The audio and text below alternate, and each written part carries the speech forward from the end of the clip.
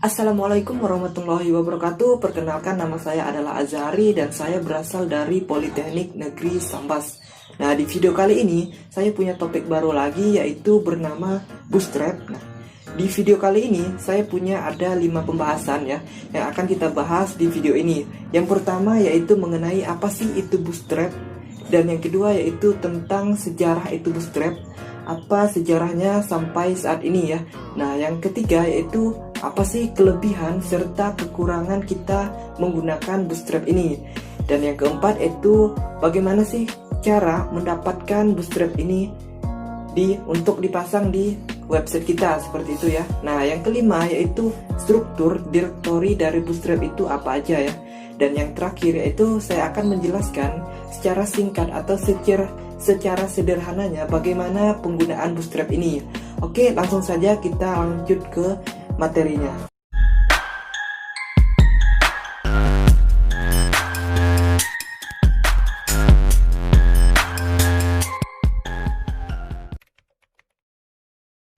Nah, kita masuk ke materi yang pertama. Yang pertama yaitu apa itu Bootstrap. Nah, Bootstrap itu merupakan framework front-end ya, yang digunakan untuk melakukan pengembangan suatu website. Nah, Bootstrap ini merupakan framework yang sangat populer. Nah, dan hampir semua pengembang web itu menggunakan framework Bootstrap ini karena alasan mudahnya dalam penggunaannya ya. Oke, selanjutnya yaitu kita akan membahas tentang sejarah Bootstrap. Nah, Bootstrap itu dikembangkan oleh programmer Twitter yang bernama Mark Orto dan juga Jacob Tarton ya. Dulu ya namanya itu adalah Twitter Blueprint ya. Jadi sekarang kita kenal sebagai Bootstrap. Nah, kemudian pada bulan Januari 2012 ya, Bootstrap itu merilis versi 2 ya, yang dimana pada versi ini Bootstrap sudah mendukung atau mensupport responsif ya, jadi sudah responsif. Nah, kemudian ya 2 tahun setelah itu yaitu tahun 2014, Bootstrap ini mengeluarkan versi 3, yang dimana pada versi ini Bootstrap mengeluarkan konsep mobile first ya, yang artinya dia mengedepankan ya atau mengutamakan tampilan mobile daripada tampilan desktop ya. Nah, setelah itu pada tahun 2017 ya, Bootstrap mengeluarkan versi yang 4 ya, yaitu versi yang dimana kita pakai saat ini.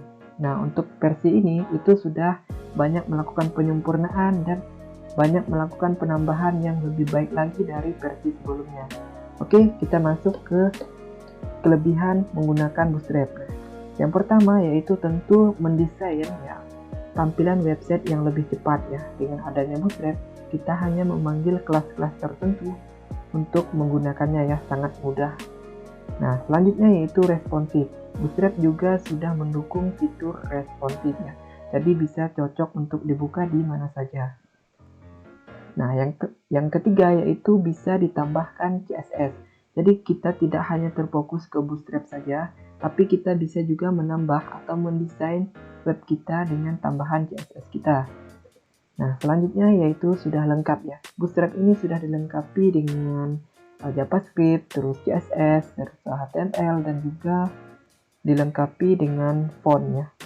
Nah, selanjutnya yaitu kekurangan menggunakan Bootstrap. Nah, yang pertama kekurangan menggunakan Bootstrap yaitu kurang kreatif. Kenapa saya bilang begitu?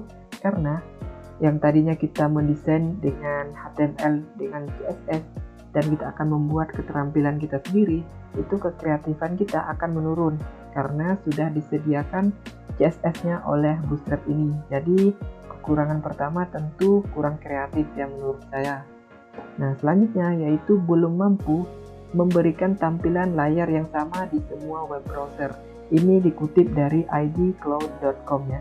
Nah, dia itu Bootstrap ini belum bisa mampu ya memberikan tampilan ke semua web browser. Nah, itu dia. Nah, selanjutnya gimana cara untuk mendapatkan Bootstrap? Untuk cara mendapatkan Bootstrap itu ada 2 cara. Yang pertama bisa secara online dan yang kedua yaitu secara offline. Nah, saya akan jelaskan gimana cara mendapatkan Bootstrap ini secara online terlebih dahulu. Pertama, kita harus masuk ke website resminya yang bernama Bootstrap ya. Kita cari di sini Bootstrap. Nah, kemudian kita masuk ke dokumentasi. Lalu di bagian ini Nah, kemudian di bagian ini ada namanya CSS dan juga ada JavaScript-nya. Nah, ketika kita ingin memanggil CSS-nya atau Bootstrap untuk CSS-nya, kita bisa klik copy bagian ini, lalu kita paste di bagian text editor kita, misalkan ini ya, index.html, lalu kita bikin struktur dasarnya. Nah, di bagian ini kita kasih di bagian antara head ya, kita pasti aja yang tadi. Nah, ini otomatis kita sudah bisa mendapatkan Bootstrap secara online ya. Artinya, kita membuat website kita harus terhubung ke internet untuk bisa menggunakan Bootstrap ini. Nah, untuk mendapatkan Bootstrap secara offline ya, kita harus mendownload dulu file-filenya yang kita butuhkan. Nah, yang pertama untuk mendownloadnya, kita masuk aja ke Bootstrap ya, ke website yang tadi, lalu kita klik download di sini. Lalu kita klik download. Nah, setelah di-download, nanti foldernya atau filenya akan seperti ini. Kita ekstrak terlebih dahulu. Nah, sekarang kita sudah dapat nama filenya ya. Nah, agar untuk mempermudah ya, kita ubah nama file yang ini menjadi misalkan file. Seperti itu. Nah, untuk memanggilnya gimana? Untuk memanggilnya di bagian text editor kita ya. Ini saya hapus dulu ya. Di bagian HTML. Kemudian di bagian linknya ini kita panggil dia, lalu kita tulis misalkan ini di dalam file, kemudian di CSS, dan kita ambil di bagian Bootstrap min CSS ya, yang ini kita panggil. Nah, cara manggilnya gimana? Kita tulis saja file plus, karena di dalam folder ya kita kasih plus CSS, lalu kita kasih plus lagi, lalu kita tulis nama Bootstrapnya apa tadi, Bootstrap min CSS, agar tidak salah ya. Kita giniin aja, lalu copy dan kita simpan di bagian ini. Nah, sekarang kita sudah bisa mendapatkan Bootstrap secara offline ya. Oke, kita lanjut. Nah, sekarang yaitu struktur directory dari Bootstrap. Untuk struktur directory dari Bootstrap itu ada 3 ya. Yang pertama yaitu CSS-nya, yang kedua yaitu JavaScript-nya, dan yang ketiga itu ada font-nya. Nah, bisa kita lihat di bagian folder kita tadi, di mana kita di sini mempunyai CSS dan mempunyai JavaScript ya.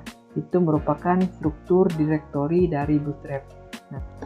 Nah, selanjutnya kita akan mengimplementasikan secara sederhana penggunaan Bootstrap ini ya. Oke, langsung saja kita coba. Nah, untuk menggunakan Bootstrap ya, kita masuk dulu ke bagian website resminya, yaitu bagian dokumentasi. Lalu kita buka text editor kita ya, dan pastikan bahwa file index kita atau file kita itu sudah terhubung ke Bootstrap-nya ya, baik secara online atau secara offline yang seperti saya jelaskan tadi. Nah, di sini saya terhubung menggunakan Bootstrap yaitu secara offline ya. Nah, cara menggunakannya gimana? Caranya kita masuk ke dokumentasi yang ada di website resmi Bootstrap.